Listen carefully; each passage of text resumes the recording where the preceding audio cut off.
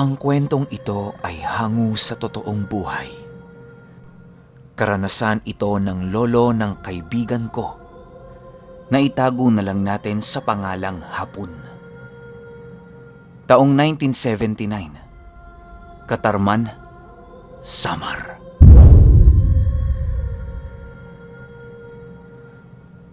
Itong mga panahong ito, kasalukuyang hiwalay si Hapon sa kanyang asawa sa kadahilanang nasa ibang lugar ito nagtatrabaho.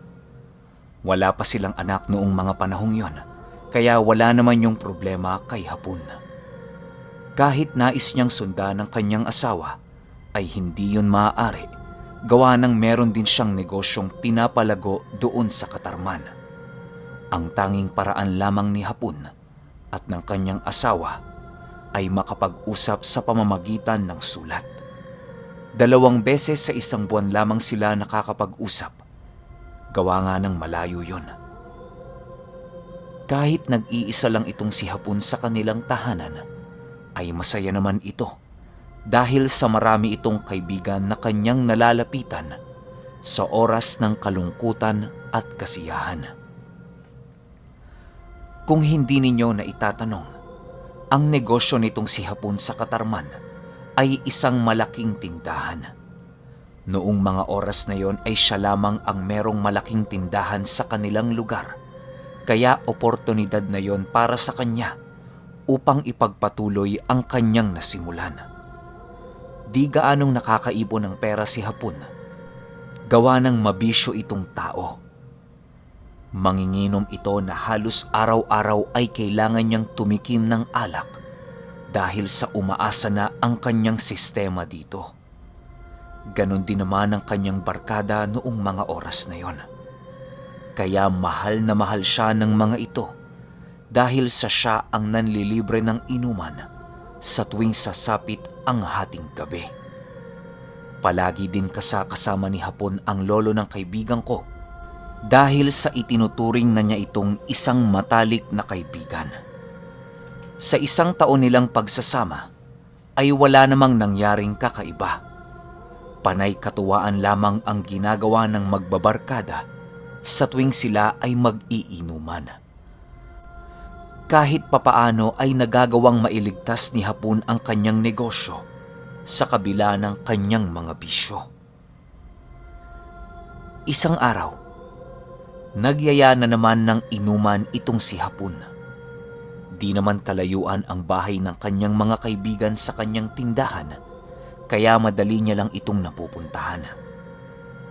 Wala namang problema ang mga asawa ng kaibigan ni Hapon, gawa ng nirerespeto nila ito dahil sa antas ng pamumuhay nito.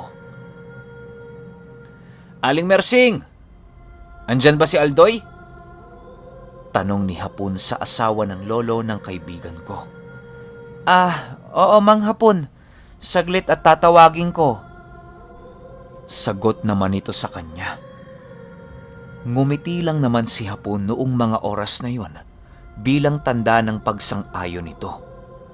Pinapasok muna siya ng asawa ng kanyang kaibigan upang maging komportable ang kanyang paghihintay. Bale, nag-aani pa kasi ng kamote itong si Aldoy, kaya medyo may katagalan ang pagtawag ng asawa nito dito. Ilang minutong paghihintay ay nakabalik na nga itong si Aldoy. Napakarami nitong daladalang kamote, kaya maputik at maraming lupa ang buong kasuotan nito. Saglit lang Hapon magpapalit lang ako ng damit." Bungad na wika ni Aldoy nang makita nito si Hapon sa kanilang sala. "O Doy, mauna na muna ako dun sa bahay. Sabihan mo na lang ang iba pa nating mga kasama." Sagot naman dito ni Hapon habang unti-unting tumatayo. Matapos nilang makapag-usap ay dali-daling nagpalit ng damit si Hapon at agara namang pinuntahan ang iba pa nilang kaibigan.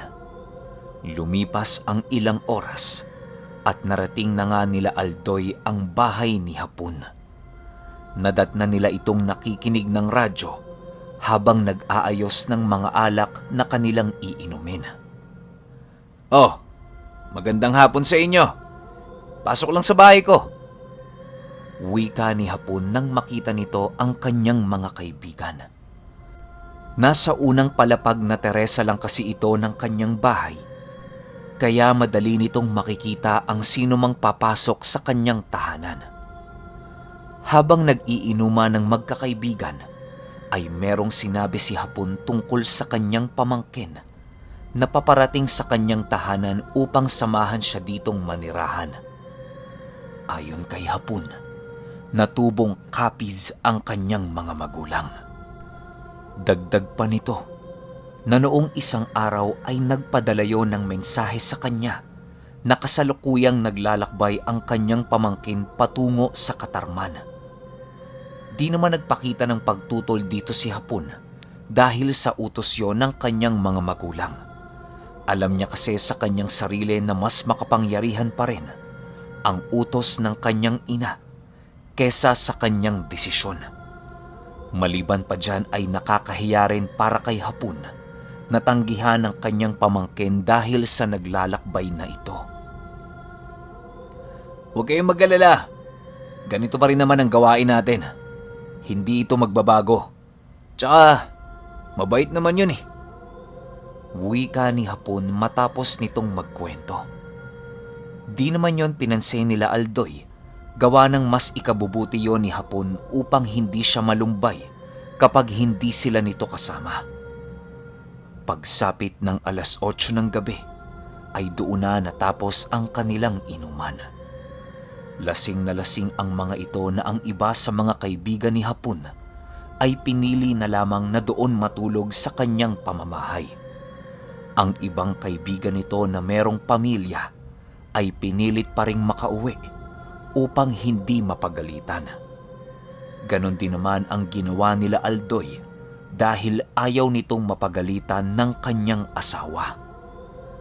Kahit pasuray-suray na ito sa daan, ay pinilit pa rin itong makauwi.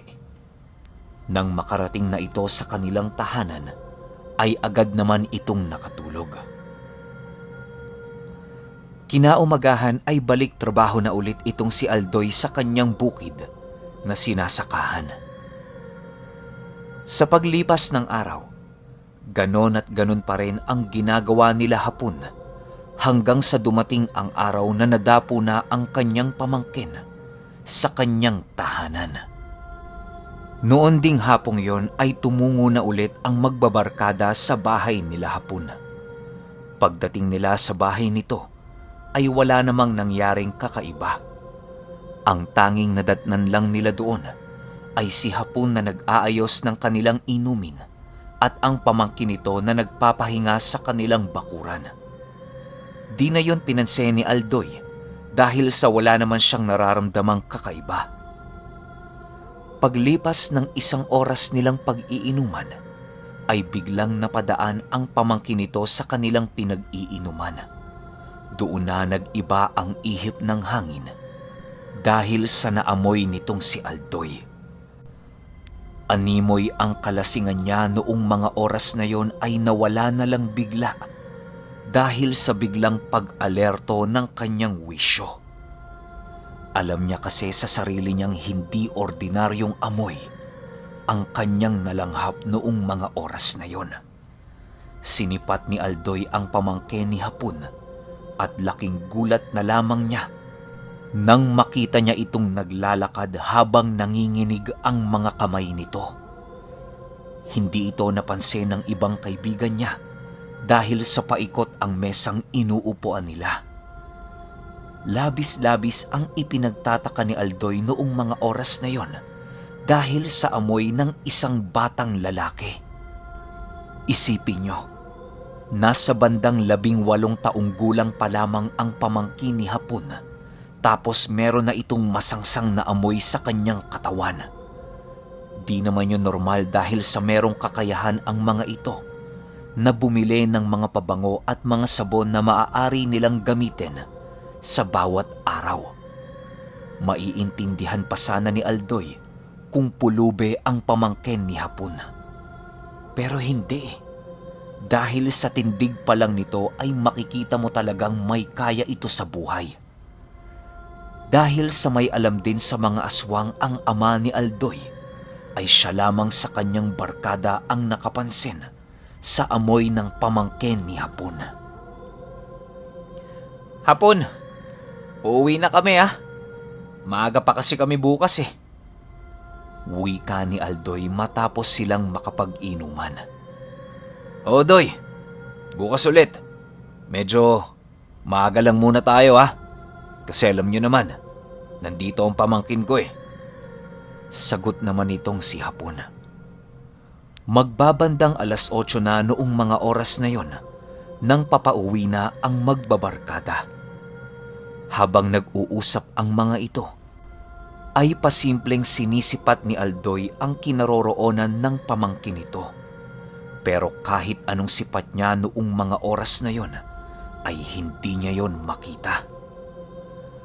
Habang naglalakad itong si Aldoy pabalik ng kanilang tahanan, ay iniisip nito kung saan niya naaamoy ang baho ng pamangkin ni Hapon. Nang makarating siya sa kanilang tahanan, ay pinili na muna nitong matulog upang makapagpahinga. Paggising ni Aldoy kinaumagahan, ay naamoy pa rin niya ang baho ng pamangkin ni Hapon. Halos masuka-suka na ito dahil sa sobrang baho ng amoy na kanyang nalalanghap. Animoy ang baho nito ay kasing baho ng naaagnas na bangkay ng tao. Matapos itong maamoy ni Aldoy, ay dali-dali itong tumungo sa banyo nila upang maligo. Di na muna yon pinansin ni Aldoy dahil baka nagkataon lang naman ang lahat. Nais niya itong kumpirmahin sa pamamagitan ng pagtingin sa pamangkin ni Hapon sa gitna ng kanyang mga paa. Pinaniniwalaan kasi yon ng mga matatanda na kung nais mong makita ang totoong kaanyuan ng isang aswang, ay sipatin mo ito sa iyong 2 hita. Maliban pa sa pagsipat dito ni Aldoy, ay nagdala din yon ng pangunahing pangontra laban sa mga aswang. Isang kalamansi lang ang dala nito at isang maliit na makabuhay. Nagbaon din ito ng dahon ng badyang sa kanyang likuran upang dapuan ng kate ang katawan ng pamangkin ni Hapon kung sakali mang aswang ito. Pagsapit ng hapon ng mismong araw na yon, ay tumungo si Aldoy sa bahay nila Hapon. Naabutan niya itong nagliligpit ng mga paninda sa kanyang tindahan. Kasama nito ang kanyang pamangkin na mapagkakamalan mong pipe dahil sa hindi ito palakibo. Ayon kay Hapon, na ganoon ang nakasanayan nito sa kanilang probinsya dahil sa nag-iisang anak lang yon ng kanyang kapatid. Paglapit dito ni Aldoy, ay pansin niya ang pag-ilag ng pamangkin ni Hapon. Nang malapit na kasi siya, ay agad yung umalis at tumungo sa kanilang tahanan. Hapon, pabili nga ng 2 supot ng tuba. Wika ni Aldoy nang makalapit na ito kay Hapon. Oh, eto Doy. Sagot naman ni Hapon habang iniaabot ang supot ng tuba. Ang tuba kasi noong mga oras na yon ay ang ginagawang suka nila Aldoy. Dahil sa mas malinamnam ito kesa sa mga sukang ginagawa ng pabrika. Ang kailangan mo lang gawin sa tuba upang maging suka ay ang hayaan itong lipasan ng panahon. Siya nga pala Doy. Pumunta kayo mamaya sa aking bahay dahil sa ipagdiriwang natin ang kaarawan ng pamangking ko. Dagdag na wika ni Hapon. Matapos itong marinig ni Aldoy, ay dali-dali naman siyang bumalik sa kanilang tahanan upang makapagluto ng mas maaga. Nang nakapagluto na ito, ay agad din namang pinuntahan ni Aldoy ang kanyang mga kaibigan upang pagsabihan ng paanyaya ni Hapon. Nang marating na nila ang tahanan nila Hapon, sa unang pagkakataon ay nakaramdam ng kaba si Aldoy sa lugar na yon. Animoy ang buong bahay nila Hapon noong mga oras na yon, ay pinalilibutan ng napakasamang aura. Medyo nakakaamoy na din si Hapon ng maalingasaw na simoy ng hangin sa lugar na yon. Pagpasok nila sa loob ng bahay nila Hapon, ay nadatnan niya ang magtiyo na nag-aayos ng kanilang handa. Puro karne ang nakahanda sa kanilang hapagkainan noong mga oras na yon. Habang naglalakad sila Aldoy papalapit sa magtiyo, ay siya namang pag-atras ng pamangkin ni Hapon na para bang meron itong iniiwasan doon. Nang makita to ni Aldoy, ay doon niya nakumpirmang hindi ordinaryong tao ang pamangkin nito, bagkus ay isa yung aswang. Alertong-alerto na noon si Aldoy dahil maaaring ang kanyang barkada na si Hapon ay nayanggaw na rin ito. Magdadalawang linggo pa lang yung naninirahan sa kanya. Pero alam ni Aldoy na inuunti-unti na nito ang kanyang barkada. Habang sila ay nag-iinuman, ay pinipigilan ni Aldoy ang kanyang mga kaibigan na huwag tumikim ng pulutan. Ano ka ba naman, Doy? Ano bang problema mo? Kung ayaw mong kumain ng pulutan, huwag kang mandamay. Kita mo, ang sarap-sarap ng inihanda eh. Iritableng wika ng isa sa mga barkada ni Aldoy. Nang marinig ito ni Aldoy, ay hindi na niya tinangkapang pigilan ito dahil baka maging ugat lang yon ng kanilang hindi pagkakaunawaan. Si Hapon naman noong mga oras na yon ay sarap na sarap sa kinakain nito, na animoy yun ang unang beses na nakatikim siya ng kalderetang kambing. Halos baluti na ng takot si Aldoy noong mga oras na yon dahil sa mga pinaggagagawang kakaiba ng kanyang mga kaibigan. Hanggang sa biglang lumapit ang pamangkin ni Hapon sa kanyang tsuhin na animoy may kailangan ito. Nang mapansin yon ni Aldoy ay doon na ito gumawa ng hakbang upang patunayan ang haka-hakang namuo sa kanyang isipan. Walang sabi-sabi ay agad nitong hinulog ang kubyertos na hawak nito upang magkaroon siya ng pagkakataong masipat ang pamangkin ni Hapon kung totoo ba ang kanyang hinala. Pagsilip dito ni Aldoy ay laking gulat na lamang niya nang makita niya itong ibang-iba sa normal nitong kaanyuan. Nangingitim na ang balat ng batang yon na merong matutulis na mga kuko. Hubot-hubad din ito nang masipat ito ni Aldoy sa gitna ng kanyang hita. Halos maumpog na si Aldoy sa sahig dahil sa gulat niya nang masilayan niya ang nilalang na yon. Habang kumakain ang mga barkada ni Aldoy, si Aldoy naman ay halos hindi na mapakali dahil sa sobrang takot nitong nararamdaman. "Manong, kumain ka lang ho. Masarap yan. Pinaghirapan kong lutuin yan." Wika ng pamangkin ni Hapon nang makita nitong hindi tumitikim ng pagkain si Aldoy. "Oo nga naman, Aldoy. Tikman mo lang. Baka magustuhan mo." Dagdag pa ni Hapon. "Di pwede. Masama kasi yung kulo ng tiyan ko." Sagot naman ni Aldoy.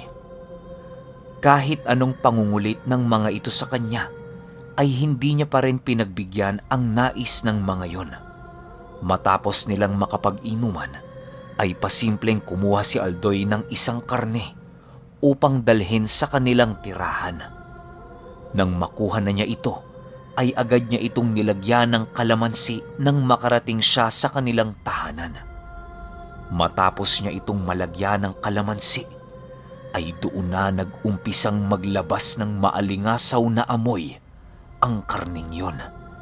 Kisap mata lang ang pagitan ng biglang nagsilitawan ang malalaking uod sa karning yon. Ang uod na gumagapang sa ibabaw ng karning yon ay ang uod na kumakain sa mga kalamnan ng mga bangkay ng tao. Halos maubos lahat ng nakain ni Aldoy sa buong araw dahil sa pagsusuka niya sa labas ng kanilang tahanan. Matapos nitong makapagsuka, ay bigla na lang itong nanlambot dahil sa pagkaubos ng kanyang enerhiya.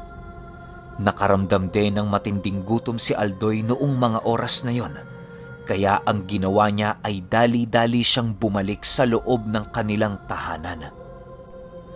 "Manong! Ang sama niyo naman! Ba't niyo tinapon ang karneng niluto ko? Di niyo ba alam na pinaghirapan ko yan?" Sigaw ng isang nilalang habang naglalakad si Aldoy. Matapos itong marinig ni Aldoy, ay bigla namang naantala ang kanyang paglalakad pabalik sa kanilang tahanan.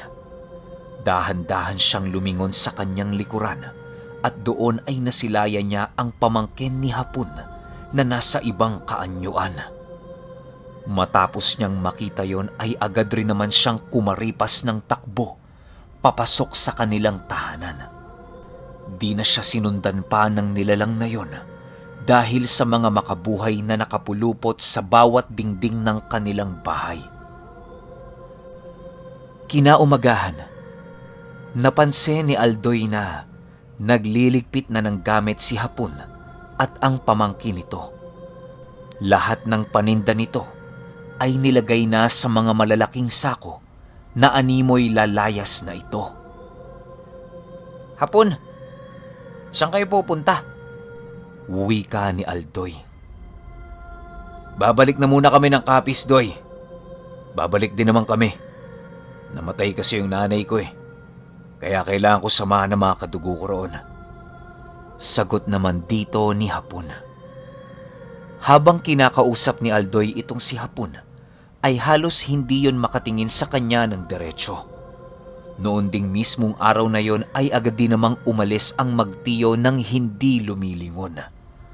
Wala nang nagawa si Aldoy kung hindi ang hayaan na lamang ang kanyang kaibigan sa nais nito. Lumipas pa ang linggo at biglang namatay ang isa sa mga barkada niya. Matapos itong mailibing, ay binawian din naman ng buhay ang isa pa sa mga barkada niya. Halos hindi na malaman ni Aldoy ang nangyayari sa mga ito. Ayon sa pamilya, na inatake umano yon ng sakit sa puso na siyang ikinamatay nito. Matapos mamatay ng dalawa, ay buwan din naman ang pagitan bago magpaalam ang isa pa. Hanggang sa dumating ang araw na naubos na ang barkada ni Aldoy.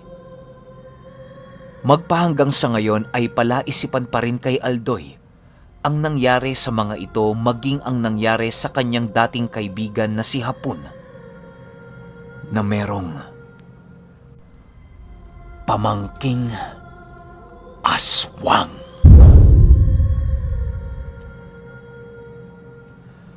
Okay, opinyon ko sa kwento. Palagay nyo, yung magkakaibigan namatay na literal na namatay? O namatay tapos muling mabubuhay bilang isa ng aswang? Kasi kung titingnan nyo yung takbo ng kwento, halos lahat kumain nung birthday ng pamangkin ni Hapon, di ba? Di ba pwedeng niyanggaw to tapos yun nga, kunyari lang na namatay, tas ang hindi natin alam, pagkalibing, babangon yun doon tapos susunod dito kila Hapon. Tsaka, wala na ring nabanggit si Aldoy kung bumalik pa si Hapon doon sa lugar nila. Diba? So medyo mapapaisip ka talaga kung namatay nga ba o naging aswang lang. Tsaka yung proseso ng kalamansi, sino nakakamiss? Imbita ng aswang. Doon natin unang narinig lahat yan. Pero kayo, kung may opinyon kayo sa kwentong ito, i-comment nyo lang sa baba. Yun lang. Hanggang sa susunod na kwento. Salamat.